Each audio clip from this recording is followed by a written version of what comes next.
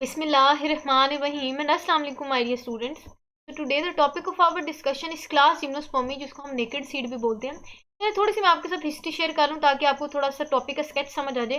Basically हम discuss तो classification of ट्रेक्योफाइट से रहे हैं, तो उसका जो फोर्थ सब डिवीजन थी दैट इज टिरोप्सिडा, उसकी मैंने आपको बताया था कि 3 क्लासेस होती हैं, क्लास फिलिसी, क्लास जिम्नोस्पर्मी और क्लास एंजियोस्पर्मी। इससे पहले हमने क्लास फिलिसी को डिटेल से डिस्कस कर लिया। अब हम टिरोप्सिडा की बेसिकली सेकंड क्लास को स्टार्ट करने जा रहे हैं, दैट इज क्लास जिम्नोस्पर्मी, जिसको हम नेकेड सीड भी बोलते हैं। तो फर्दर प्रोसीड करते हैं, वहाँ से इसकी डिटेल देखते हैं।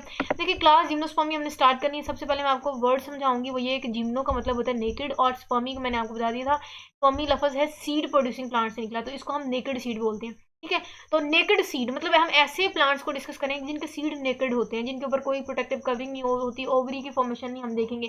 तो कुछ इस डिटेल रिलेटेड इनकी प्लांट्स में जो जो चेंजेस होते हैं, या जो जो इनके स्ट्रक्चर्स हैं, या जो जो आप कह सकते हैं जनरल इन्फॉर्मेशन है इनकी प्लांट्स से रिलेटेड, या इनके अंदर जितने भी मेंबर्स हैं उनके रिलेटेड हम थोड़ी सी इनकी डिटेल देखते हैं। सबसे पहले जिम्नोस्पर्मी की थोड़ी सी बात करें इंपॉर्टेंस से रिलेटेड, तो कहते हैं कि बहुत सक्सेसफुल ग्रुप है सीड प्लांट्स का। तो जिम्नोस्पर्मी जो है वो सीड प्लांट्स का वर्ल्ड वाइड अगर हम डिस्ट्रीब्यूशन देखें तो बड़े सक्सेसफुल ग्रुप है। सक्सेसफुल ग्रुप का मतलब होता है कि बहुत ज़्यादा नंबर में वो फिर डिस्ट्रीब्यूट है जगह जगह।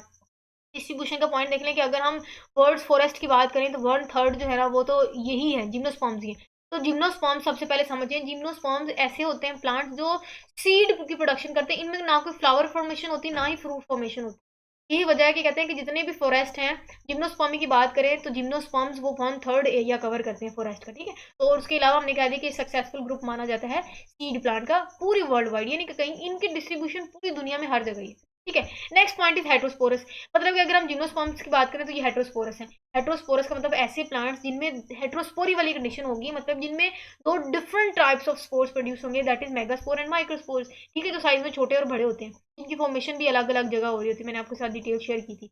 नेकेड सीड, अब इनमें ये क्राइटेरिया कि एक तो इनमें सीड की प्रोडक्शन होती है और वो भी नेकेड सीड। क्यों सीड नेकेड है उनकी डिटेल तो हम फर्दर देखते हैं। कहते हैं कि एक तो इनमें सीड की प्रोडक्शन होती है, नो फ्लावर, इनमें प्लांट्स में कोई फ्रूट नहीं होता, कोई फ्लावर नहीं होता। ठीक है, उसके बाद जो ओव्यूल्स होते हैं इन दीज प्लांट्स, वो ओव्यूल एक्सपोज्ड होता है सरफेस की तरफ, किसमें, फर्टाइल लीव्स के ऊपर ही आप कह लें कि ओव्यूल पड़े होते हैं, कोई प्रोटेक्टिव कवरिंग में नहीं होती, कोई किसी के ऊपर नहीं होता, खाली लीव्स है और उसके ऊपर आप कह लें कि ओव्यूल लगे हुए। ठीक है, कोई एक्सपोज्ड सरफेस है, कोई उन पर कवरिंग नहीं है। एक्सपोज्ड सरफेस का मतलब एक्सपोज्ड है, बाहर की तरफ एक्सपोज्ड है, उसके ऊपर कोई भी कवरिंग नहीं है। ठीक है, एक्सपोज्ड का आसान मतलब नंगा।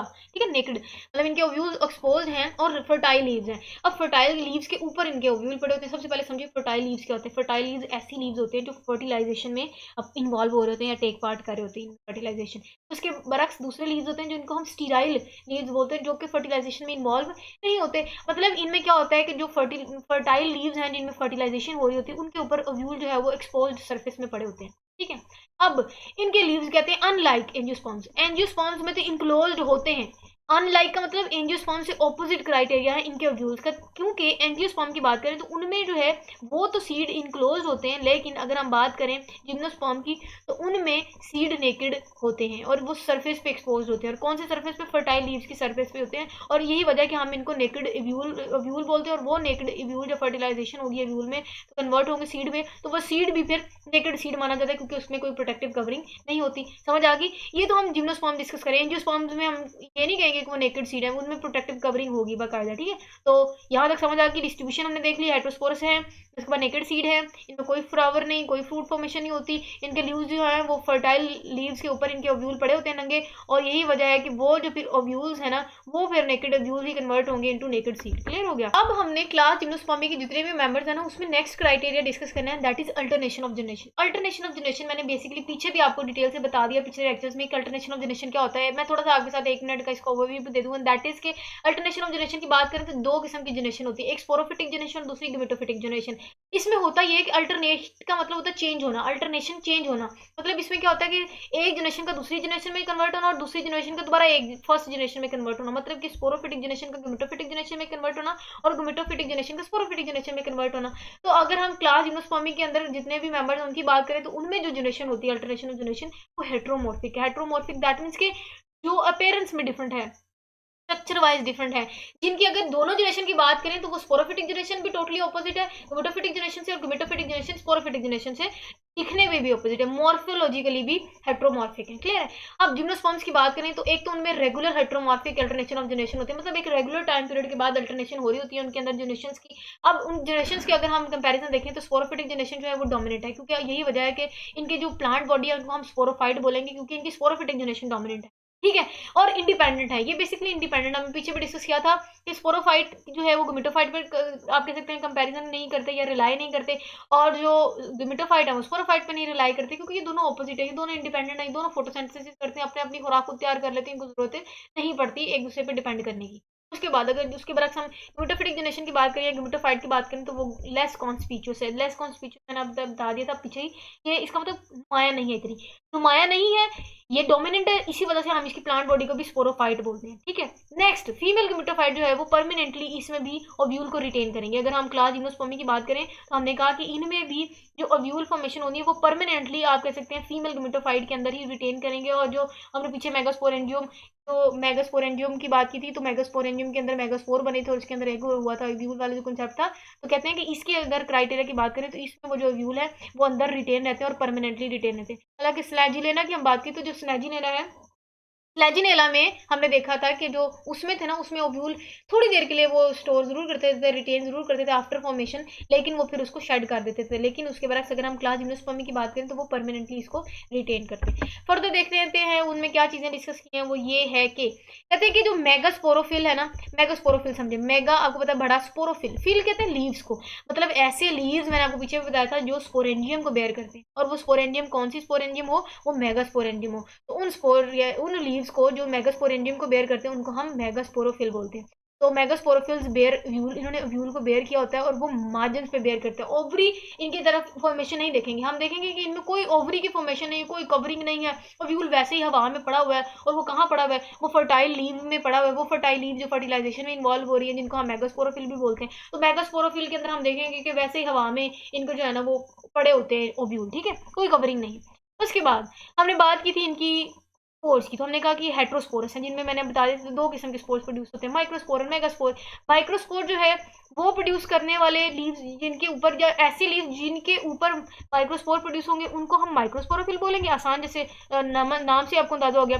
मेगास्पोरोफिल्स ऐसे लीव्स जिनके ऊपर मेगास्पोर्स प्रोड्यूस हो। क्लियर हो गया।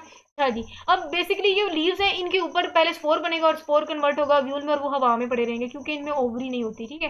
नेक्स्ट कह रहे हैं क्यों, क्योंकि due to the absence of ovary, इनमें ओवरी की एब्सेंस होती, कोई प्रोटेक्टिव कवरिंग नहीं होती, ये सारी चीजें पत्ते के ऊपर हो रही हैं और हवा में हो रही हैं। ठीक है, एक्सपोज्ड सरफेस पे हो रही है, जिसके बाद इनमें ओवरी का कंसेप्ट नहीं है। जो सीड है वो लाई नेकेड, नंगा ही पड़ा होता है। कहाँ पड़ा होता है, मेगास्पोरोफिल, मतलब लीफ के ऊपर, आप कह सकते हैं लीफ के ऊपर नंगे स्पोर्स पड़े होते हैं। ठीक है, कपड़े नहीं पहने होते उन्होंने, नंगे स्पोर्स पड़े होते हैं। ठीक है, इस कंडीशन में क्लास जिम्नोस्पर्मी वाले जितने भी मेंबर्स हैं। चलें जी, ये स्लाइड कितनी ही खूबसूरत और कलरफुल और एनर्जेटिक करने वाली स्लाइड है, क्योंकि इसमें बहुत खूबसूरत वैरायटी मैंने आपके साथ शेयर की क्लास जिम्नोस्पर्मी की, क्योंकि हम एग्जांपल्स हैं वो आप डिटेल से देख लें। और ये जो एग्जांपल्स हैं ये इंपॉर्टेंट है एमसीक्यूज पॉइंट ऑफ व्यू से। ये पिक्स लगाने का यहाँ मकसद ये है कि बेसिकली आपको थोड़ा सा एक इंटरेस्टिंग फैक्टर ऐड करने के लिए। ठीक है, और आप जब पिक्स देख लेंगे तो काफ़ी सारे, जैसे आपने ये प्लांट काफ़ी जगह देखा होगा, अगर आप ये प्लांट देख लें तो आपको पता हो जाएगा, ये इसको हम साइकस बोलते हैं। ठीक है, इस तरह इसको पाइनस बोलते हैं। तो काफ़ी सारे प्लांट जब आपकी आंखों से गुजरेंगे तो आपको नाम नजर है, तो नाम हम बेसिकली पढ़ लेते हैं, पिक्चर्स हम नहीं देखते, जिसकी वजह से हमें पता नहीं होता। हम वैसे होते बॉटनिस्ट हैं लेकिन हमें समझ नहीं आता कि ये प्लांट कौन सा है, क्योंकि हमने तस्वीरों में देखा होता है। तो ये कलरफुल पिक्स दिखाने का मकसद ये है कि आप ओरिजिनल प्लांट्स को देख लें ताकि आप रिकॉग्निशन जो है वो आसान हो जाए। एग्जाम्पल की बात करें, इनमें इंपॉर्टेंट जनरा होते हैं, एक होता है साइकस, तो हम सैगो पाम भी बोलते हैं, ये मैंने आपके साथ डायग्राम शेयर कर दी। इस तरह के जो प्लांट होते हैं उसको हम साइकस बोलते हैं। और ये जो है ये जिम्नोस्पर्म्स हैं, क्योंकि ये सीड्स की प्रोडक्शन तो करते हैं, इनमें कोई फ्लावर नहीं लगा होता, आप देख रहे हैं कहीं फ्लावर, कोई फ्लावर नहीं और कोई फ्रूट नहीं। पर पाइनस, जिसको हम पाइन्स भी बोलते हैं, ये मैंने आपके साथ डायग्राम शेयर की। इस तरह की आपने अक्सर पहाड़ी इलाके में इस तरह के जो है वो प्लांट देखे होंगे जिसमें इस तरह की लकड़ी वाला कुछ स्ट्रक्चर नजर आ रहा होता है। ये बेसिकली वो स्पोर्स हैं जो एक्सपोज सरफेस में पड़े हुए हैं, लीव्स है ना जिन्होंने इनको बेयर किया हुआ है।